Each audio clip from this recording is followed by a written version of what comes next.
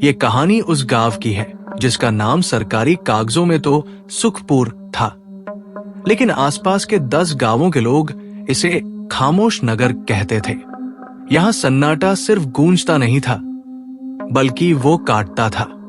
आर्यन 5 साल बाद अपने पैतृक गांव लौटा था।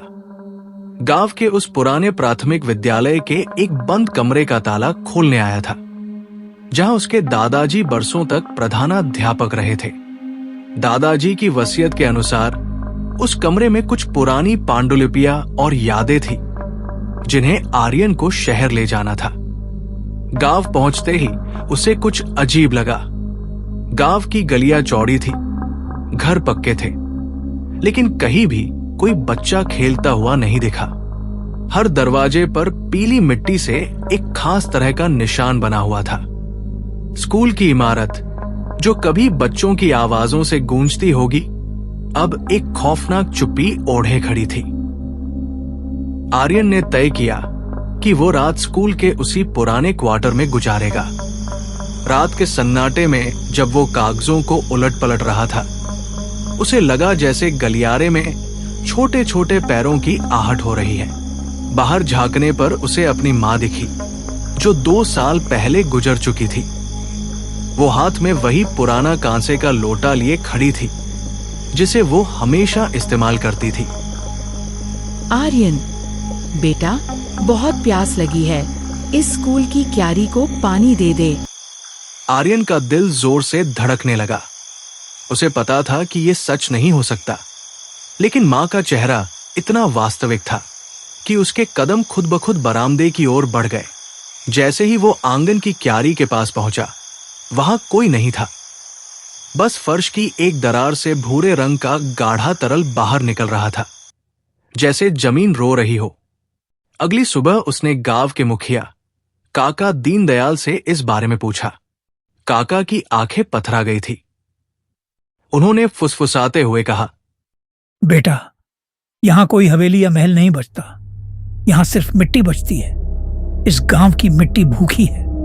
यहां जो भी मरता है, ये मिट्टी उसकी यादों को सोख लेती है और फिर उन्हीं यादों का जाल बुनकर जीवित लोगों को खींचती है। तेरे दादाजी भी इसी मिट्टी में मिल गए और अब वह स्कूल की दीवारों से बातें करते हैं। आर्यन ने ध्यान दिया कि गांव के लोग आपस में बात नहीं करते थे। वे बस अपने घरों की कच्ची दीवारों को सहलाते रहते थे। धीरे धीरे आर्यन को समझ आया, गांव के लोग मरे नहीं थे, लेकिन वे जीवित भी नहीं थे। वे अपनी मृत प्रियजनों की उन परछाइयों के गुलाम बन चुके थे, जिन्हें मिट्टी ने पैदा किया था। तीसरी रात तक आर्यन को स्कूल की ब्लैक बोर्ड पर चौक की रगड़, बचपन के दोस्तों की हंसी और पुरानी यादों की खुशबू हवा में महसूस होने लगी। स्कूल की दीवारें अब ईंटों की नहीं, बल्कि यादों की बनी लग रही थी, जो उसे अपनी ओर खींच रही थी।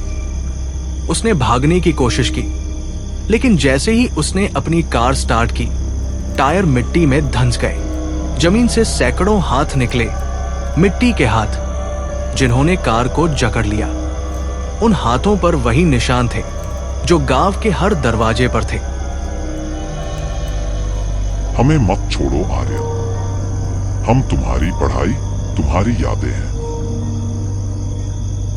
आर्यन ने देखा कि उसके अपने हाथ भी धीरे धीरे भूरे और सूखे हो रहे थे। उसकी त्वचा मिट्टी में बदल रही थी। उसने चिल्लाने की कोशिश की, लेकिन उसके गले से आवाज के बजाय धूल निकली। अगले दिन सुखपुर की गलियों में एक और नया घर बना था। उस घर के दरवाजे पर पीली मिट्टी का ताजा निशान था। स्कूल की वो इमारत अब एकदम शांत थी। स्कूल के बरामदे में एक नया आदमी बैठा था, जो चुपचाप मिट्टी की एक दीवार को सहला रहा था और उससे अपनी मां की लोरियां सुन रहा था। गांव की मिट्टी अब फिर से तृप्त थी, कम से कम कुछ समय के लिए। अगर आपको हमारी वीडियो अच्छी लगी हो तो चैनल को सब्सक्राइब करो, और अगर आपके पास कोई रियल हॉरर स्टोरी हो तो कमेंट में बताओ, शायद अगली कहानी आपकी हो।